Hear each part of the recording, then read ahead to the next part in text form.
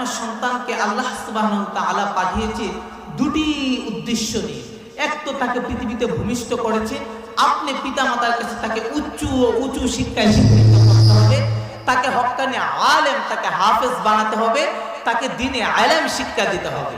এটা আপনার পিতামাতার কাছে আপনার ছেলের আমানত।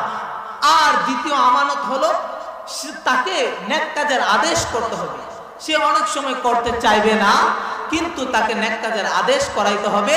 আপনি পিতামাতা হিসাবে তাকে বলতে হবে যে বাবা চলো মসজিদে যাও, আল্লাহ তাআলা তোমাকে ডাকতেছে মসজিদে নামাজের জন্য, এভাবে পাঠাইতে হবে।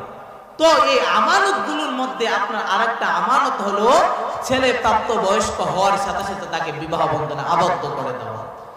খোদার কসম করে বলি, আপনি যদি এই চিন্তা করে থাকুন যে আমি বিবাহ করাইলে আমি আরো বেশি অসহায়ত্ব হয়ে যাব, এক তো ছেলের খরচ দিতেই পারে না, আর স্ত্রী যখন আসবে তখন আমার দিতে আরো কষ্ট হয়ে যাবে, এটা আপনার ভুল ধারণা। আপনার এই মুখের উপর জবাব দিয়ে আল্লাহ তাআলা বলতেছেন যে ইউগনিহিবুল্লাহু মিন ফাদলিহি ওয়াল্লাহু ওয়াসিউন আলীম।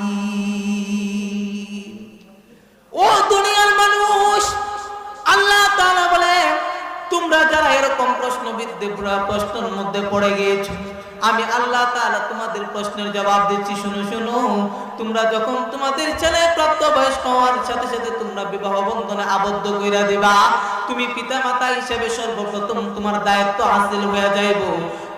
তুমি পিতামাতা হিসেবে তুমি জন্মের পর থেকে তাকে লালন পালন করে বড় করেছো, একটা খারাপ কাজ করতে দাও নাই।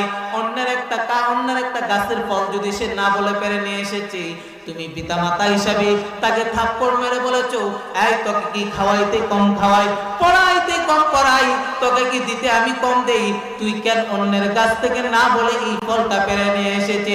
তুমি পিতামাতা হিসাবে তোমার ছেলে যদি অন্যায় একটা কাজ করে, তোমার ছেলে যদি অন্যায় ভাবে একজন বড়দের সাথে বেয়াদবি করে ফেলে, তুমি ডেকে ডেকে বলো, এই তোকে কি আমি আদব এই শিক্ষা দিছিনি, তুই কেন এমন বেয়াদবি করলি, তুই কি পারলি না নম্র হইয়া যাইতে? যুবক ভাইরারে, আমার সামনে উপবিষ্ট বৃদ্ধ বাবাজিরারে, ও পর্দার আড়ালে শ্রবণরত মা ও বোনেরারে, আপনারা আপনাদের মস্তিষ্ক খুলে একটু ভাবুন, আপনার ছেলে যখন প্রাপ্তবয়স্ক হয়ে যাবে, আপনার ছেলে যখন তাদের যৌবনের চাহিদা তাদের নিজেদের মধ্যে সংরক্ষণ করতে না পারবে, অটোমেটিকলি শয়তানের দুকায় পড়ে, সে বিভিন্ন দুকায় পড়ে, শয়তানের দুকায় পড়ে বড় বড় গুনাহের কাজে জড়িত হয়ে যাবে।